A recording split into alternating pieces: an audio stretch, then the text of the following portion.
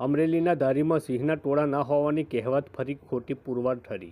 ધારીના મોરજર ગામે 9 સિંહો પાણી પીવા પહોંચ્યા। ઉનાળાના પ્રારંભે 9 સિંહો ગામના પાણીના પોઈન્ટે પહોંચ્યા।